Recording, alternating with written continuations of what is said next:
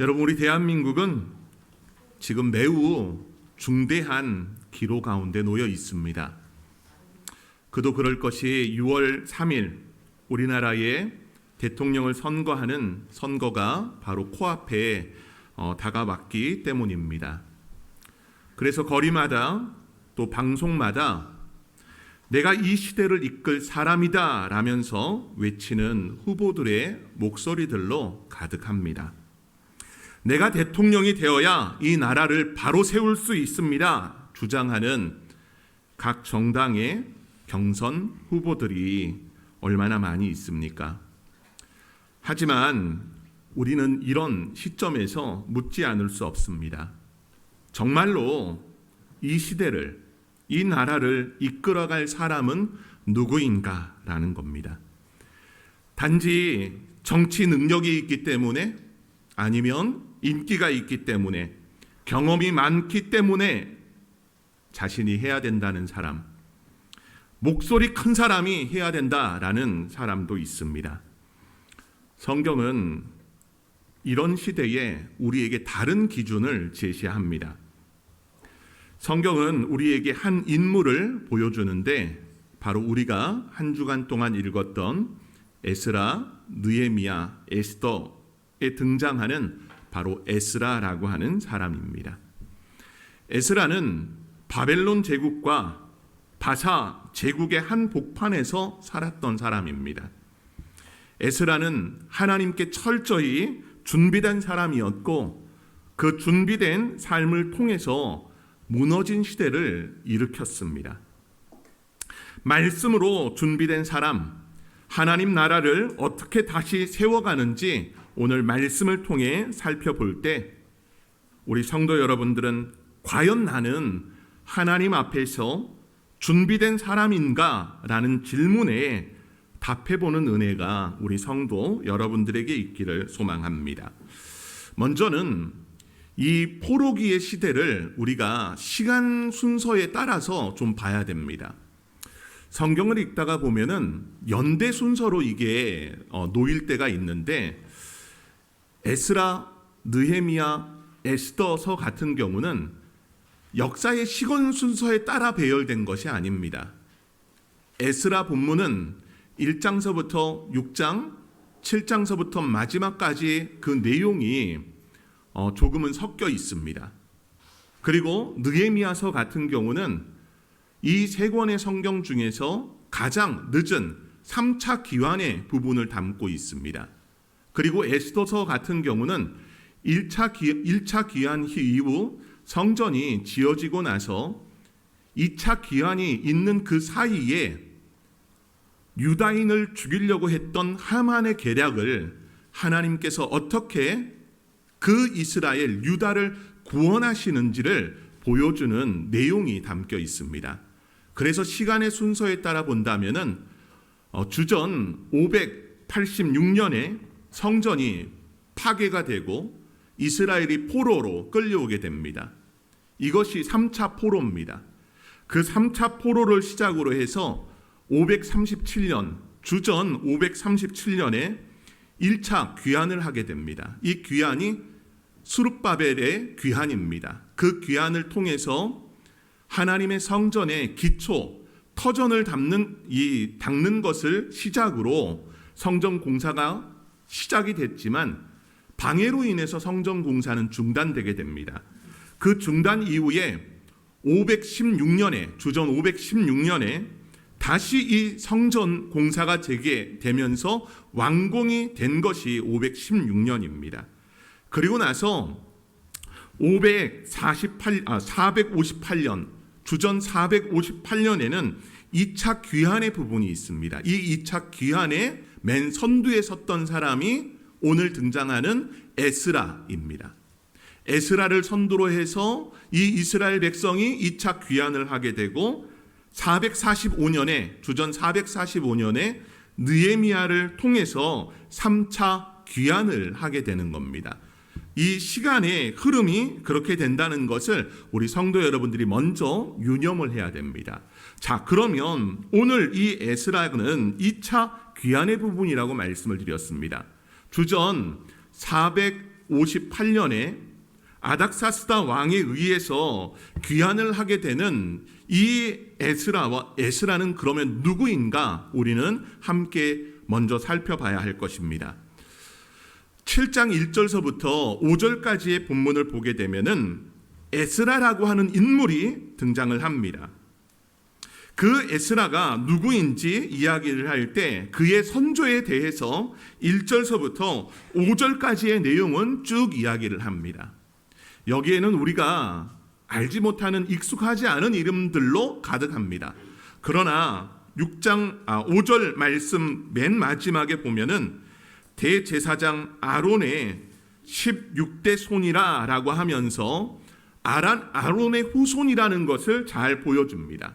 아론의 직계 후손이었고 제사장 가문의 바로 제사장이었다는 것을 우리에게 잘 보여줍니다. 여러분, 에스라는 포로기 시대에 태어났습니다. 바벨론에서 태어났고 그 바벨론이 무너지고 페르시아가 다시금 신흥 왕국으로 등장한 가운데 그 이방의 문화 가운데 자랐던 사람입니다. 오늘날로 이야기한다면 이민 2세대와도 같습니다. 이민 2세대와 1.5세대, 이민 1세대는 완전히 다릅니다. 1세대 이민자들 같은 경우는 한국 문화에 너무나 익숙합니다. 그리고 언어도 한국어가 너무나 자연스럽습니다. 1.5세대는 어떨까요? 태어나기는 한국 땅에서 태어났지만 어린 시절 이민을 가서 그곳에서 자라났던 세대들, 집에서는 한국말을 가르치고 한국 문화와 예절을 가르치지만 학교에 가서나 사회의 현장에서는 그들의 문화를 받아들이며 살아가야 했기에 정체성의 혼돈의 부분을 가지고 있는 아이들도 있습니다. 그러나 이민 2세대는 완전히 다른 세대입니다. 그들의 문화, 그들의 사회 현상, 그들의 언어를 사용하면서 자연스럽게 이것이 우리의 문화라고 받아들이는 아이들입니다. 에스라는 그런 문화 가운데서 태어났고 그 문화 속에 살아갔던 사람입니다. 하지만 그의 모습을 보면 성경은 무엇이라고 말하느냐? 본문 6장 5절 말씀을 보면 이스라엘의 하나님 여호와께서 주신 모세의 율법에 익숙한 학자라고 하면서 말씀하고 있습니다. 율법에 능통하고 하나님의 말씀을 삶으로 살아낸 인물이 에스라라는 것을 말씀합니다. 에스라가 살던 시대는 바벨론이 멸망하고 페르시아가 제국을 이끌던 시대였습니다. 페르시아 제국이 종교적으로는 관용함 가운데서 여러 신들을 인정을 했었습니다. 그랬기에 고레스 왕 때의 칙령을 통해서 유다인들이 예루살렘으로 되돌아갈 수 있도록 그런 정책들을 펼쳐 나갔던 겁니다. 여러분, 그런 사회 가운데 살아간다라고 생각을 해보십시오. 에스라가 살던 바벨론, 페르시아, 그 제국의 가장 중심부는 가장 강력한, 세상에서 가장 강력한 힘이 있는 나라였고 가장 세련된 문명 속에 살던 사람이었습니다. 모든 면에서 최고를 자부했던 시대입니다. 힘이 있었고 부귀를 쥐고 있었으며 문화를 주도했고 사상과 제도 또한 바벨론과 바사 제국은 세계의 모든 것을 이끌어 왔었습니다. 오늘날로 이야기한다면 첨단 기술과 문화와 경제의 중심지가 되었던 곳이 바로 에스라가 살던 그곳이었습니다. 그런데 에스라는 그런 곳에 살면서도 그의 심령이 오염되지 않았다라는 겁니다. 이 세대의 사람이지만 에스라는 오염되지 않고 하나님의 말씀만 붙든 사람임을 우리는 잘 보게 됩니다. 에스라는 시대를 핑계 삼지 않습니다. 그는 타락한 문명 속에서도 더욱 하나님을 붙들었습니다. 성도 여러분, 오늘 우리도 에스라처럼 세속화되어 있는 문화 속에서 하나님의 말씀을 붙드는 믿음의 성도들 되기를 간절히 소망합니다. 그러면 오늘 에스라의 준비된 모습을 세 가지로 우리가 말씀을 볼 텐데요. 이 세 가지의 부분을 잘 되새겨보는 은혜가 여러분들 안에 있기를 바랍니다. 오늘 7장 6절 말씀을 보면 그가 모세의 율법에 익숙했다라고 말씀을 합니다. 여러분, 여기에 에스라는 그 율법이 익숙했다라는 것으로 그저 율법의 많은 부분을 아는 학자로서의 말을 하고 있는 것으로 우리는 생각할 수 있습니다. 그런데 여기에 등장하고 있는 익숙하다라고 하는 단어는 숙련되다라는 그런 뜻을 가지고 있습니다. 즉, 학사 에스라는 율법의 말씀을 그의 몸에 잘 새겨 넣었음을 우리는 알아야 합니다.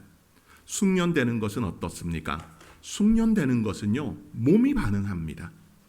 몸이 반응할 때 여러분들이 몸에 잘 배어 있는 것, 여러분들이 기술을 가지고 있다면 그 기술을 속에서 몸에 배어 있음 가운데서 툭 건들면 자연스럽게 나오게 되었다라는 것을 말씀을 합니다.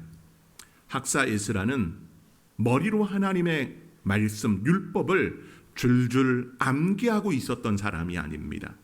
그 말씀을 세속화되어 있었던 이 바벨론과 파사의 제국 아래서 하나님의 말씀, 이 율법의 말씀을 자기의 몸에 새겨 넣으면서 그 말씀을 붙들고 의지했던 사람이라는 것을 우리는 잘 헤아려야 합니다. 여러분, 오늘날 이게 필요합니다. 오늘날 사회는 우리가 과거에 내가 혼자 머리로 일했다면은 오늘날 시대에는 AI를 활용을 해서 얼마든지 더 많은 지식을 채울 수 있고 그것을 통해서 참으로 많이 유용하게 사용할 수 있습니다. AI가 모든 것이 다 나쁜 것은 아니에요. 그것을 잘 활용하면 얼마든지 우리에게 유익함이 있을 수 있습니다. 여러분, 그런데 오늘 에스라 같은 경우는 하나님의 말씀에 익숙함 가운데 있어서 그 말씀을 날마다 사모하고 읽고 가슴에 새겼던 지식의 보화를 가졌던 자였다는 것을 말하려고 하는 것이 아닙니다. 여러분, 아이들 어떻습니까? 아마 금주간 저희 아이들 같은 경우 중학교, 고등학교 다니는 아이들이 다 시험을 봅니다. 중간고사 기간이에요. 여러분들의 자녀들도 아마 비슷할 겁니다. 대학을 다니는 아이들도 아마 지난주 또 이번 주 거쳐서 중간고사 기간이었을 것이고 또 중고등학생들 모두가 다 중간고사 기간을 보냅니다. 여러분, 이때 아이들이 얼마나 많이 열심히 공부합니까? 12시 넘게까지 공부하고 새벽 일찍 일어나서 또 공부하고 공부를 정말 많이 합니다. 근데 아이들을 보면은 이런 마음을 가지고 있는 아이들이 있어요. 근데 이 이야기가 다른 아이들의 이야기가 아니라 제 자식들의 이야기인 것 같아요. 지난 주일은 성찬이 있었습니다. 부활주일 아니었습니까? 세례를 받고 또 입교를 하고 성찬을 하는 것은 우리가 당연히 기독교인이기 때문에, 그리스도인이기 때문에 성찬에 참여하는 겁니다. 근데 그 성찬에 참여하기보다 시험 준비 때문에 성찬을 못하겠다라는 그런 아이들은 없었습니까? 그 아이들의 하나가 저희 아이일 수도 있다라는 겁니다. 공부만 열심히 하면 뭐든지 다 될 것 같습니다. 맞아요. 공부 열심히 해야 됩니다. 공부하지 말라는 것 아닙니다. 그러나 한 가지를 놓치고 있어요. 뭘 놓치고 있을까요? 하나님 없이 공부하는 겁니다. 오늘 6절 말씀을 보면 에스라는 이 율법에 익숙한 자였음을 이야기를 하지만 그 뒤에 어떤 내용이 등장을 합니까? 우리 본문 말씀 6절 후반의 중반의 말씀, 그의 하나님 여호와의 도우심, 우리 이 말씀을 함께 한 목소리로 합독하겠습니다. 시작. 그의 하나님 다 받는 자이더라. 아멘. 여러분, 여기에 본문 보니까 뭐라고 해요? 율법에 익숙한 학자이기도 했지만 어떤 역사가 있습니까? 하나님 여호와의 도우심을 입었다라는 표현이 등장을 합니다. 여러분, 이 표현은 매우 중요한 겁니다. 실력만 갖췄다고 해가지고 크게 쓰임받는다? 착각입니다. 열심히 잘 공부해서 준비했다? 하나님 없이 그것이 될까요? 될 것처럼 보입니다. 그러나 하나님의 도움 없이는 아무것도 아님을 말합니다. 여기에 여호와의 도우심을 입음으로라고 하는 단어는 히브리어의 원뜻을 보게 되면은 하나님의 손이 그 위에 있다라는 것을 뜻하는 겁니다. 하나님의 손이 어디에 있다? 그 위에 있다라는 겁니다. 에스라의 삶과 사역에 하나님의 인도하심 아래 있었음을 말씀하는 겁니다. 여러분, 하나님이 함께 하시지 않으면 안 됩니다. 세상의 성공과 또 세상에서 부귀를 이루는 것, 그것은 세상 사람들은 능력을 갖추고 실력을 갖추면 가능하다라고 말합니다. 여러분, 능력과 실력을 무시하는 것이 아닙니다. 하지만 성경은 분명하게 말합니다. 진짜 준비된 사람은 하나님의 손에 붙들린 사람이라는 것입니다. 저는 우리 성도 여러분들과 여러분들의 자녀들이 하나님의 손에 붙들린 믿음의 성도들 되기를 소망합니다. 여러분, 하나님의 손에 붙들릴 때 어떤 일이 있습니까? 에스라는 왕이 허락한 것을 왕에게 고함 가운데 얼마나 많은 것을 받아냅니까? 본문 6절 후반에 왕에게 구하는 것은 다 받는 자이더라 라고 말씀을 합니다. 왕에게 구하는 그 모든 것을 다 허락함을 받는 것. 그래서 본문인 11절서부터 26절의 이 본문을 보게 되면은 에스라가 왕에게 구함 속에 허락을 받는 것들을 이야기를 합니다.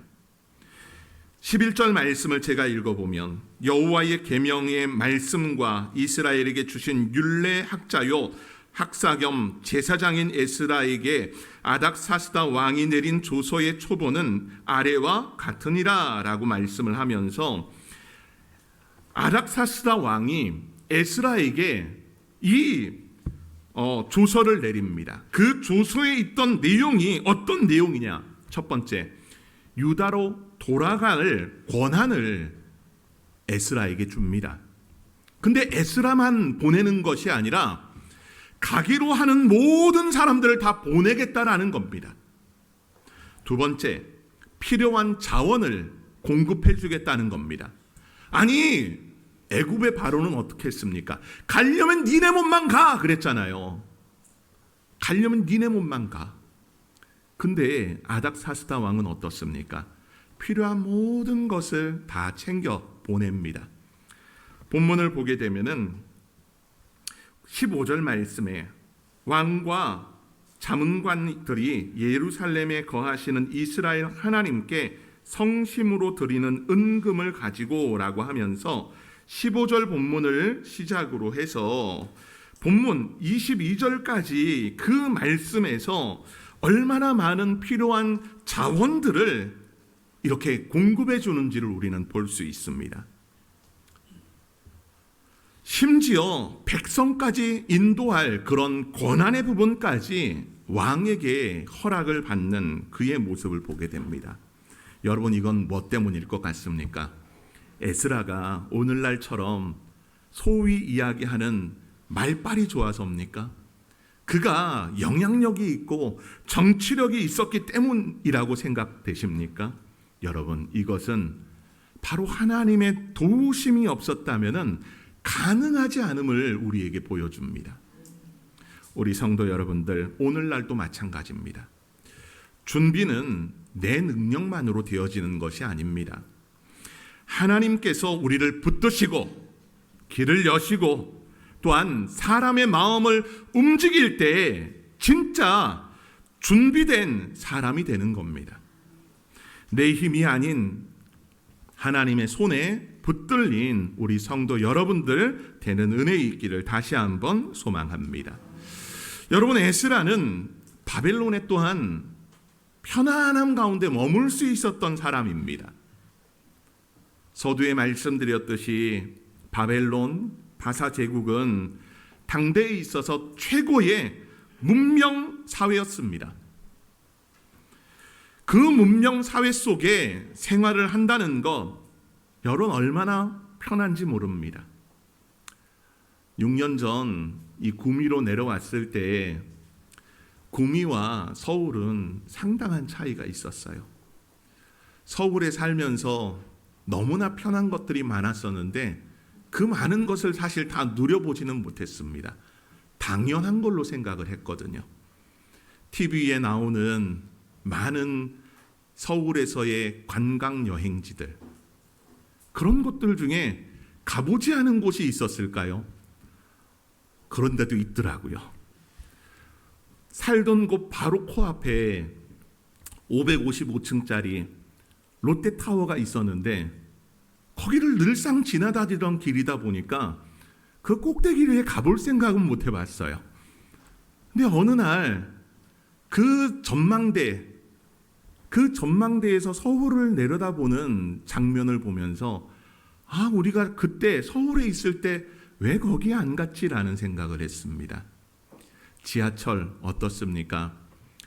서울은 제가 있을 때까지만 해도 8호선에 9호선, GTX 이런 것들이 이제 확장될 때였습니다. 지금은 김포 라인, 강남 라인 뭐 이렇게 해가지고 더 많은 지하철들이 생겼는데 여러분, 그런 것들을 활용하면 얼마나 편한지 모릅니다. 서울은 살기 좋은 곳입니다. 여러분, 바벨론, 이 바사 제국에 에스라가 있던 곳은 어땠겠습니까? 당대에 가장 편안하고 살기 좋은 곳이었습니다. 근데 그곳을 떠나서 예루살렘으로 간다는 것, 여러분 어찌 보면은 정말 좋은 도시에 살다가 골짜기로 간 것과도 같은 모양입니다. 그런데 여기에는 하나님의 부르심에 순종하는 에스라의 모습을 보여줍니다. 포로 귀환 2차 대열의 긴 여정과 또 위협을 무릅쓰면서 예루살렘을 향하고 있는 에스라와 이 2차 귀환의 유다인들, 이스라엘 백성들을 생각해 보십시오. 본문인 오늘 9절 말씀을 보게 되면은 이렇게 말씀을 해요. 첫째 달 초하루에 바벨론에서 길을 떠났고 하나님의 선한 손이 도우심을 입어 다섯째 달 초하루에 예루살렘에 이르르니라고 말씀을 합니다. 여러분, 여기에 첫째 달 초하루에 출발을 했고 다섯째 달 초하루에 예루살렘에 이르렀다라고 말씀을 합니다. 몇 개월 걸린 거예요? 몇 개월 걸린 거예요? 5개월이 아니지, 4개월이지. 네, 4개월의 시간을 그들은 걸어왔습니다. 그들이 살던 바사 제국의 바벨론에서부터 예루살렘까지의 코스를 보게 되면은 아마도 이 코스일 것입니다. 바벨론을 출발을 해서 하란을 거쳐서 하란에서 다메섹으로, 다메섹을 거쳐서 예루살렘으로 왔을 겁니다. 이 거리가 오늘날 키로수로 한다면은, 도로의 키로수로 한다면 1000km 정도 되는데 과거 옛 도시의 그 길을 보게 되면은 1400km 정도로 고고학자들은 이야기를 합니다. 4개월 동안의 시간 동안 1400km를 걸으려면은 적어도 하루에 20km입니다. 그런데 여러분 생각을 잘 해보세요. 여기에 본문에 첫째 달 초하루라고 이야기를 해요. 이거는 유대인의 달력으로 보게 되면 니사론을 이야기합니다. 이 달이 언제냐 하면 우리의 그런 개념으로 바로 3월 말에서 4월 초입니다. 3월 말에서 4월 초. 3월 말에서 4월 초라면 다섯째 달이라고 했으니까 8월 1일을 이야기하는 겁니다. 여러분, 이때는 날씨가 어떨까요? 지중해 연안이기도 하지만 이 중동 지역의 그 날씨를 보게 되면 매우 무더운 날씨입니다. 그 무더위를 뚫고 하루에 20km를 걷는다는 것은 여러분 정말 죽을 고비를 넘기는 것과도 같습니다.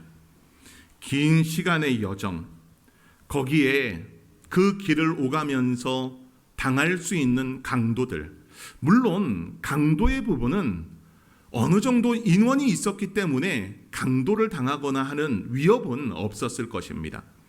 그러나 이 대열에는 어린아이서부터 노년에 이르기까지 다양한 사람들이 이 걸음에 동참을 했을 것입니다. 오고 가는 길에 드는 질병들, 또한 오가는 길에 물의 부족함, 온갖 위협에 도사려 있는 그런 힘든 여정의 길을 에스라는 묵묵히 멈추지 않고 걸어갑니다.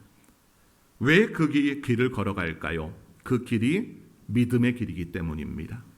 그 길이 하나님의 말씀에 순종하는 길이기 때문이며 그 길을 이끄시는 분은 여호와 하나님, 하나님의 말씀이 그의 인생의 여정, 그 길을 이끌고 있기 때문에 거기에 순종하며 나아가는 것입니다. 우리 성도 여러분들은 편안함을 선택하시겠습니까? 고통스럽더라도 하나님 앞에 순종하는 순종의 길을 택하시겠습니까? 에스라는 그 부름에 응답하여 순종했던 사람임을 우리는 잘 기억해야 됩니다. 세 번째 부분은 에스라가 준비한 모습은 마음을 준비함의 모습입니다. 본문 10절 말씀을 함께 읽어보겠습니다. 시작. 에스라가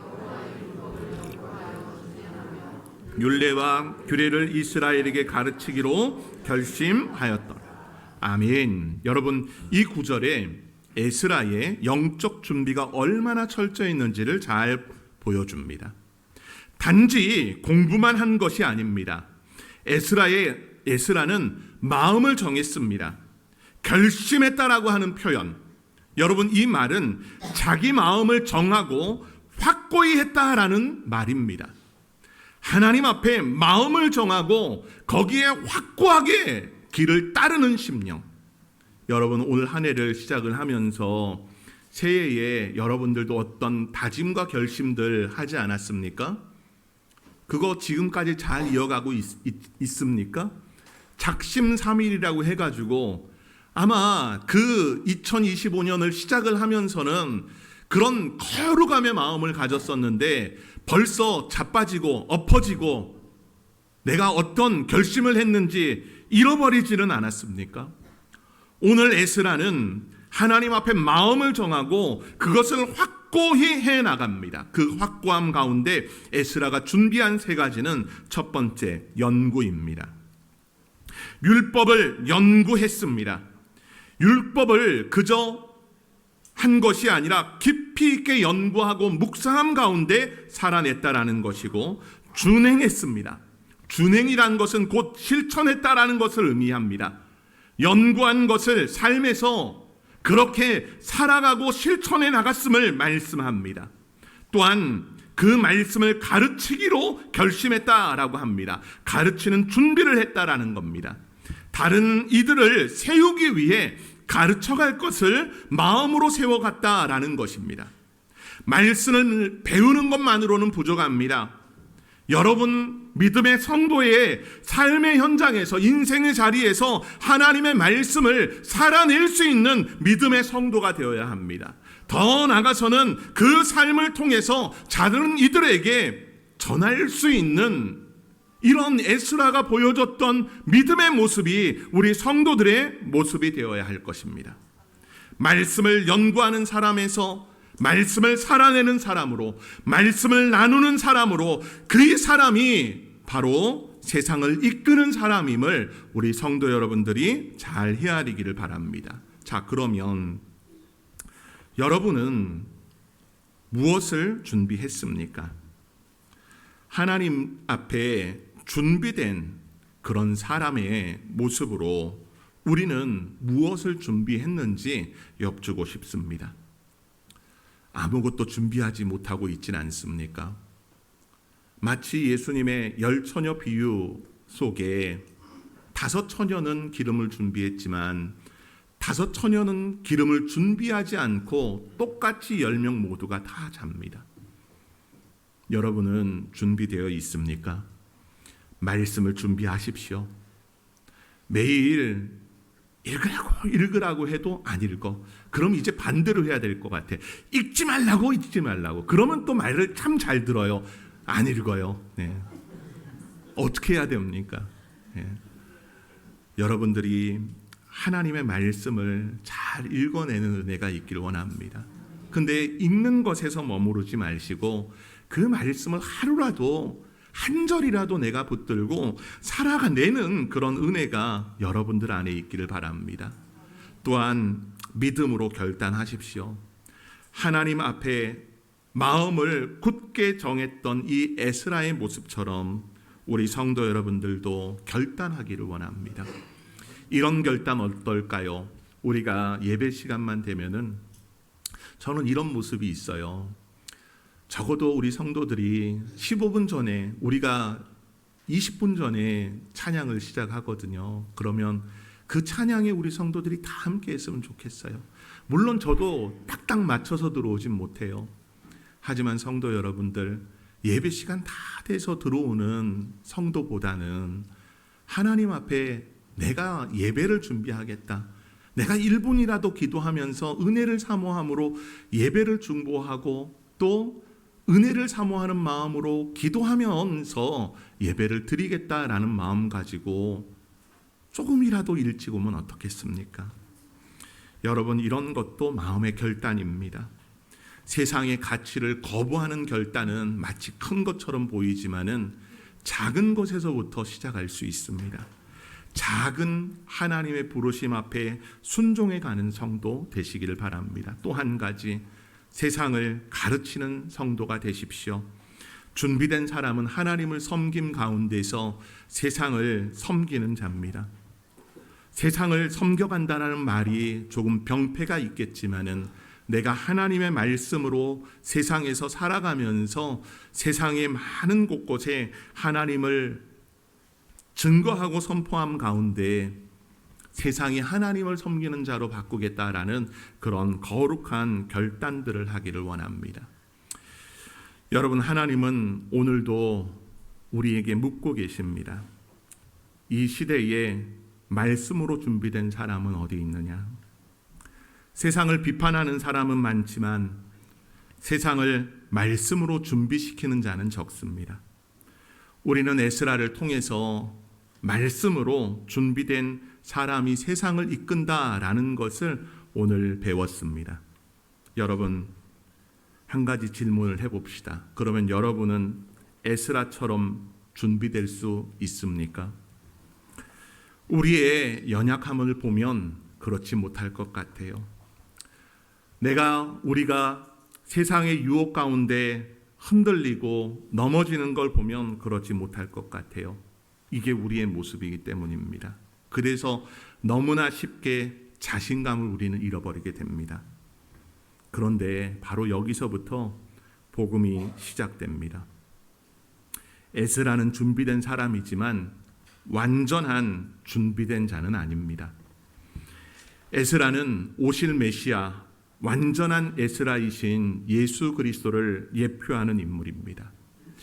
예수님이야말로 완전한 하나님의 도우심을 입으셨고, 예수님이야말로 하나님의 그 부르심에 끝까지 순종하셨으며, 예수님이야말로 마음을 다하고 하나님의 뜻을 이뤄내신 분이십니다. 예수님은 자신을 위해서가 아니라 우리를 위해 이 땅에 오셨습니다. 율법의 말씀을 완전히 연구하시고 율법의 말씀을 완전히 준행하시고 우리에게 참된 생명의 길을 가르치셨습니다. 에스라는 무너진 성전을 다시 세우기 위해 돌아왔다면 예수님은 무너진 우리의 영혼을 다시 세우기 위해 이 땅에 오셨습니다. 십자가에서 우리의 죄를 짊어지셨고 또한 하나님과 우리 사이를 회복하기 위해 그 길을 여셨습니다. 그러므로 우리는 우리의 의지로 준비하고 완성되는 것이 아닙니다. 오직 예수 그리스도의 은혜 안에서만 진정으로 준비된 사람이 될 수 있습니다. 에스라가 하나님을 바라봤듯 우리 또한 예수님을 바라봅시다. 예수님 안에 거하면서 예수님을 의지하면서 말씀 안에서 예수님의 형상을 닮아가는 삶, 이것이 말씀으로 준비된 사람이 되어서 이 시대를 이끄는 길임을 우리에게 보여줍니다.